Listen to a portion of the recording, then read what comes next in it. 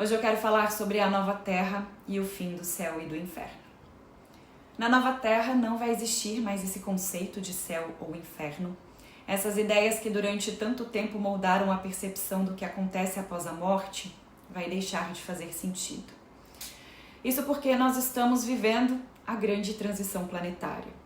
A Terra está atravessando o cinturão de fótons, que é uma região de alta vibração energética, que afeta tanto o plano material quanto o espiritual.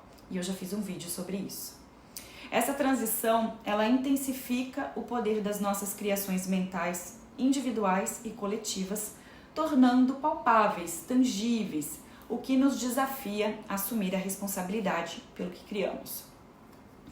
Então, se coletivamente permanecermos presos a frequências de baixa vibração, guiados pelo ego como necessidade de controle, apego, inveja, medo, raiva, entre outros, ou vícios degradantes, estaremos projetando uma realidade sombria.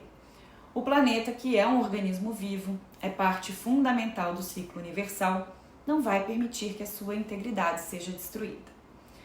Então, aqueles que insistirem em vibrar nessas frequências densas não vão poder permanecer na nova Terra.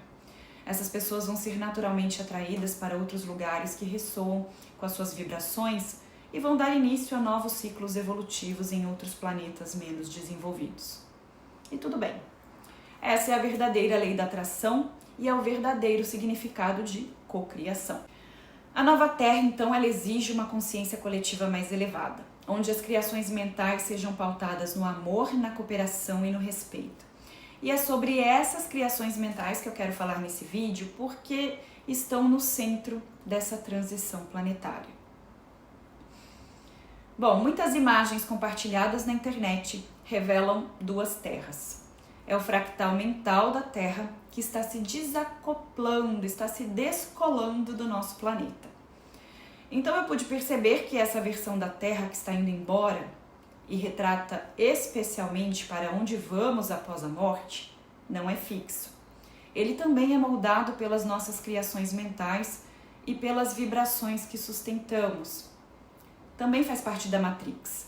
No Espiritismo, por exemplo, os umbrais são descritos como locais escuros e assustadores, habitados por espíritos que ainda estão presos ao mundo material. Então, para a gente entender melhor, esses ambientes sombrios e caóticos são reflexos de estados vibracionais baixos.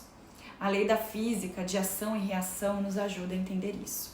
Então, assim como no plano material, onde cada ação gera uma consequência, cada sentimento, enfim, no plano espiritual, nossas escolhas vibracionais também moldam diretamente o nosso ambiente e a percepção daquilo que está ao nosso redor. Quem cultiva uma espécie de inferno interno, depois da morte, manifesta isso em seu ambiente externo. Então, o mesmo raciocínio vale para as energias da coletividade. E por outro lado, espíritos que vibram em amor, gratidão e cooperação criam ambientes luminosos e harmoniosos, parecidos com aquelas casas de infância feliz. Esses lugares que eu também tive a oportunidade de visitar em desdobramentos são construídos de criações mentais elevadas, alinhadas ao inconsciente coletivo de espíritos mais conscientes, os guiando para ambientes familiares. Muitos, inclusive, como eu já disse, escolhem locais parecidos aos que passaram a infância, como foi o caso da minha avó, depois de sua passagem, porque fica mais confortável de entender que o corpo se foi.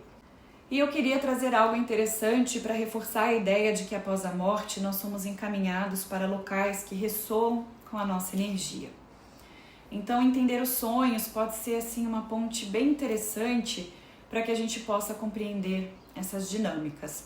Carl Jung, eu gosto muito de citá-lo, na sua psicologia analítica, explicou que o inconsciente se manifesta através de símbolos, porque em tese nós não enxergamos pensamentos e sentimentos, mas nos sonhos esses elementos aparecem materializados através de formas tridimensionais, cenários e pessoas que conhecemos e demos para esse efeito o nome de sonho ou pesadelo. Então, nos pesadelos, cenários sombrios e desafiadores refletem conflitos internos, medos e inseguranças, terrenos irregulares, ausência de luz ou presenças ameaçadoras são representações simbólicas de estados vibracionais mais baixos. Então, no plano espiritual, isso acontece de forma semelhante, mas com uma intensidade maior. Você passa a viver dentro do seu pesadelo, porque o seu estado de consciência passa a ser de fato a sua casa. Assim como em nossos sonhos, nós criamos ambientes que refletem a nossa vibração. Então, o umbral, ele é essencialmente um sonho de espíritos presos a essas energias densas. Então, esses locais, eles podem parecer sim assustadores, mas eles não são permanentes, né? São criações que refletem o estado interno de cada um, até que ele consiga elevar a sua vibração e transcender aquela realidade. E nós temos espíritos de luz que conseguem fazer esse trânsito muito bem entre uma terra e outra, para trazer essas informações para a gente e também para ajudar no resgate dessas almas que estão, de certa forma, perdidas. Só que acontece que esse tempo está acabando.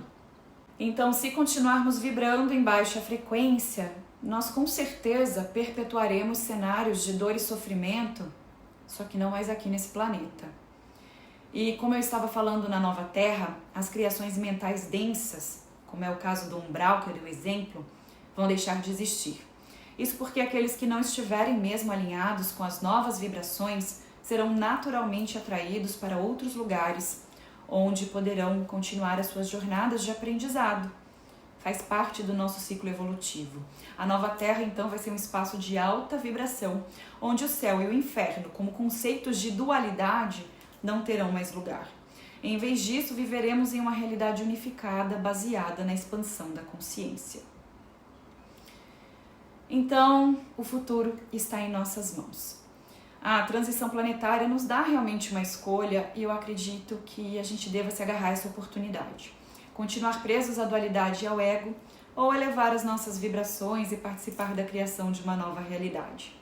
A minha experiência pessoal transitando nesses planos, tanto material quanto espiritual, me mostrou que a chave para essa transformação está mesmo na mão de todos nós. O inferno e o céu não são lugares fixos, mas reflexo das nossas escolhas.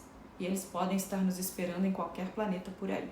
Então, se quisermos integrar o ciclo da vida aqui nesse planeta, a gente precisa começar logo.